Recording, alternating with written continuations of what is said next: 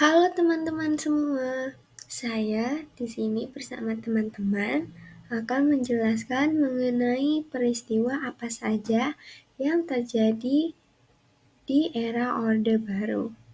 Baik, saya mulai ya. Sebelum melanjutkan ke materi, kami akan memperkenalkan nama kami. Jadi, kami berasal dari kelompok 1, kelas E, yang beranggotakan Fadila Kusuma Wardani, Elo Sadiani Puspitaningrum, Enggal Nuristi, Die Pangestu Girla Nurfala, Eka Devi Nuryanti Holun Nafiah. Apa itu Orde Baru? Orde Baru, seringkali disingkat Orba, adalah sebutan bagi masa pemerintahan Presiden Soeharto di Indonesia. Lahirnya Orde Baru diawali dengan dikeluarkannya Surat Perintah 11 Maret 1966 atau yang bisa disebut dengan Super Semar. Orde Baru adalah periode pemerintahan di Indonesia yang dimulai pada tahun 1966 dan berakhir pada tahun 1998.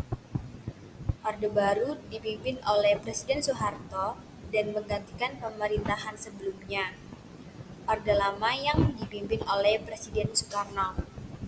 Orde Baru ditandai dengan peran sentral militer dalam politik, pertumbuhan ekonomi, dan stabilitas politik.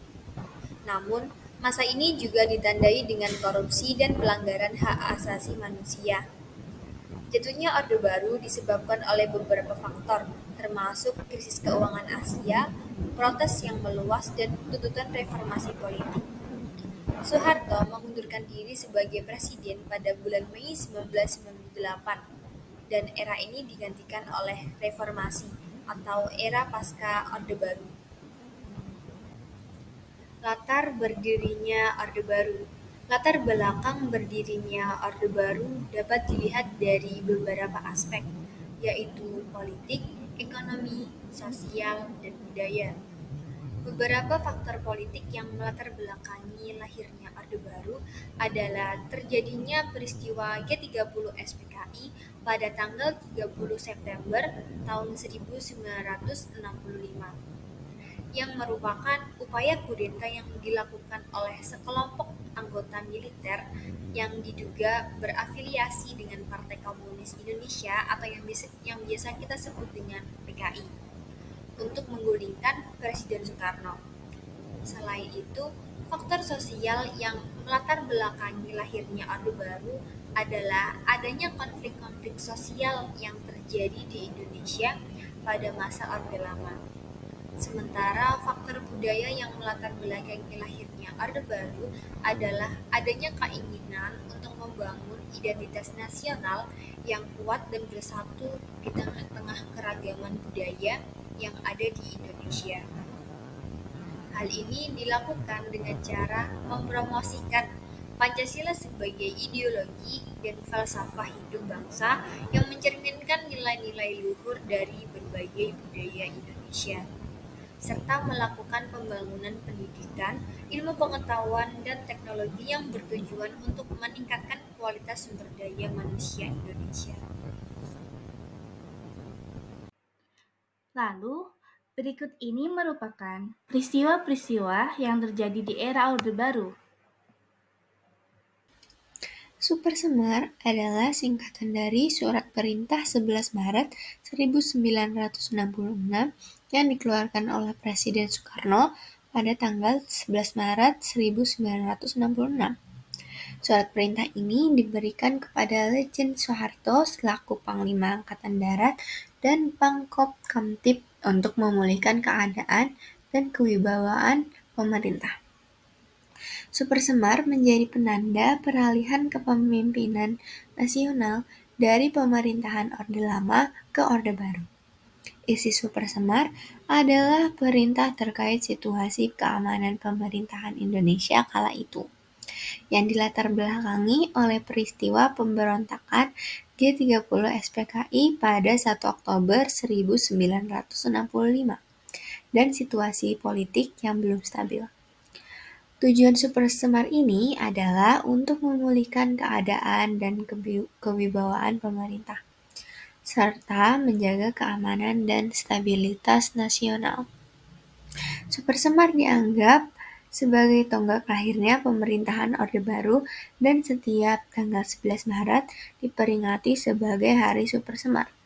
Meskipun dapat beberapa versi Super Semar, terdapat beberapa pokok pikiran yang diakui Orde Baru dan kemudian dijadikan acuan. Partai Komunis Indonesia atau PKI adalah sebuah partai politik di Indonesia yang berideologi komunis. Partai ini didirikan pada tahun 1914 oleh tokoh sosial Belanda yang bernama Hendrikus Josephus Franciscus Mary Sneevliet. PKI sempat menjadi salah satu partai terbesar di Indonesia dengan keanggotaan mencapai 3 juta orang pada tahun 1965. Namun, pada tanggal 30 September 1965 terjadi peristiwa gerakan 30 September yang diduga melibatkan anggota PKI. Setelah itu, PKI dilarang dan dibubarkan oleh pemerintah Indonesia pada tanggal 12 Maret 1966. Pemberangus PKI dilakukan oleh pemerintah Orde Baru yang dipimpin oleh Soeharto. Pembentukan Kabinet Ampera. Kabinet Ampera dibentuk pada tanggal 22 Februari 1966 oleh Presiden Soekarno sebagai respon terhadap kondisi politik dan ekonomi yang kritis di Indonesia pada saat itu. Nama Ampera sendiri adalah singkatan dari Amanat Penderitaan Rakyat, menekankan pada pemulihan dan stabilitas nasional. Adapun langkah-langkah pembentukan Kabinet Ampera. 1. Latar belakang. Krisis politik dan ekonomi melanda Indonesia setelah gerakan 30 September 1965 dan Soekarno mengeluarkan surat perintah 11 Maret atau Super Semar pada 11 Maret 1966 yang memberikan mandat kepada Soeharto untuk mengamankan dan memulihkan keamanan nasional. 2. Peleburan Kabinet Lama. Kabinet yang ada sebelumnya yang dipimpin oleh Soekarno dibubarkan sebagai langkah pertama. 3. Pemilihan anggota kabinet. Soeharto memilih anggota-anggota kabinet baru yang sebagian besar berasal dari kalangan militer dan teknokrat. 4. Penunjukan menteri-menteri kunci. Menteri Pertahanan dan Keamanan dipegang oleh Soeharto sendiri, Menteri Luar Negeri dijabat oleh Adam Malik, dan Menteri Keuangan dipegang oleh Hamengkubuwono ke-9. 5. Penyusunan program prioritas. Kabinet Ampera fokus pada pemulihan ekonomi, stabilisasi politik, serta penegakan hukum. 6. Peran Kabinet. Kabinet Ampera bertanggung jawab atas restrukturisasi pemerintahan dalam pemulihan stabilitas nasional dan mengimplementasikan kebijakan ekonomi dan politik yang mendukung perbaikan kondisi negara. 7. Kesepakatan bersama. Anggota kabinet sepakat untuk bekerja sama demi keamanan dan pemulihan nasional sesuai dengan semangat Super Semar. 8. Akhir Kabinet Ampera. Kabinet Ampera berakhir pada 1967 ketika Soeharto secara resmi mengambil alih kekuasaan sebagai presiden, menandai awal Orde Baru di Indonesia. Kabinet Ampera membawa perubahan signifikan dalam arah politik dan ekonomi di Indonesia, memberikan dasar untuk stabilitas jangka panjang di bawah kepemimpinan Soeharto. Rencana Pembangunan 5 tahun atau bisa disebut Repelita adalah satuan perencanaan yang dibuat oleh pemerintah Orde Baru di Indonesia yang dilaksanakan selama 30 tahun masa jabatan Soeharto. Program ini menerapkan pembangunan yang terpusat untuk ekonomi makro yang ada di Indonesia. Perencanaan program Repelita berada di bawah arahan Widjojo Nitisastro pada tahun 1967 yang pada saat itu ia menjabat sebagai Kepala Badan Perencanaan Pembangunan Nasional yang disempurnakan kurang lebih dalam setahun. Selain Nitisastro, program ini juga disusun bersama dengan tokoh teknokrat lain yang juga berasal dari lingkungan Fakultas Ekonomi Universitas Indonesia, yaitu Emil Salim, Ali Wardana, J.B. Sumarlin, Saleh Afif, Subroto, dan Muhammad Sadli. Repelita terdiri dari 6 tahap, yaitu Repelita pertama yang terjadi pada tahun 1969 hingga 1974, Repelita kedua 1974 sampai 1979, Repelita ketiga 1979 hingga 1984, Repelita keempat 1984 hingga 1989, Repelita kelima 1989 hingga 1994, dan Repelita keenam 1994 hingga 1999. Setiap tahap memiliki tujuan dan fokus pembangunan yang berbeda-beda, seperti peningkatan kesejahteraan melalui program sektoral dan regional, peningkatan kesejahteraan melalui program Impres Desa Tertinggal, dan meningkatkan pembangunan iklim investasi asing dalam rangka meningkatkan perekonomian dan industri nasional. Meskipun banyak proyek infrastruktur besar berhasil dilaksanakan, beberapa juga menimbulkan dampak sosial dan lingkungan yang kontroversial. Sejak reformasi pada akhir 1990-an, pemerintah Indonesia terus mengembangkan rencana pembangunan yang mempertimbangkan aspek-aspek pembangunan berkelanjutan, inklusif, dan berbasis masyarakat. Runtuhnya Orde Baru. Krisis ekonomi yang melanda Asia pada tahun 1997 menjadi pemicu utama runtuhnya Orde Baru. Krisis ini menyebabkan nilai tukar rupiah anjlok, inflasi melonjak, dan banyak perusahaan-perusahaan yang bangkrut. Hal ini menyebabkan terjadinya kerusuhan massal di berbagai daerah di Indonesia. Kerusuhan massal tersebut terjadi karena rakyat Indonesia merasa kecewa dengan pemerintahan Orde Baru yang dianggap tidak mampu mengatasi krisis ekonomi. Kerusuhan ini juga dipicu oleh berbagai faktor-faktor lain, seperti korupsi yang merajalela, pelanggaran HAM di mana-mana, dan ketidakpuasan terhadap sistem politik yang tidak demokratis.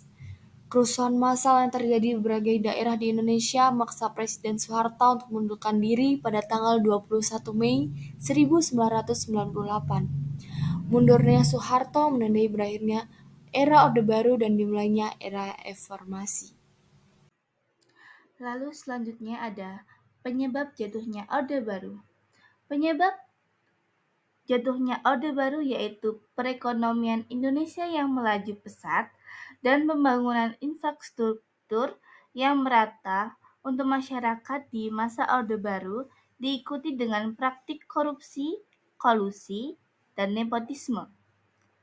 Hal ini menyebabkan kurangnya kepercayaan terhadap Presiden Soeharto dan memicu aksi demo mahasiswa dan masyarakat umum. Demonstrasi semakin gencar setelah pemerintah menaikkan harga bahan bakar di tanggal 4 Mei 1998. Terjadi juga tragedi Trisakti, yaitu tertembaknya 4 mahasiswa di depan Universitas Trisakti yang semakin mendorong masyarakat menentang kebijakan pemerintah. Sekian dari kami, terima kasih sudah menyaksikan. Mohon maaf jika terdapat kesalahan-kesalahan. Sekian dari kami, sampai jumpa lagi.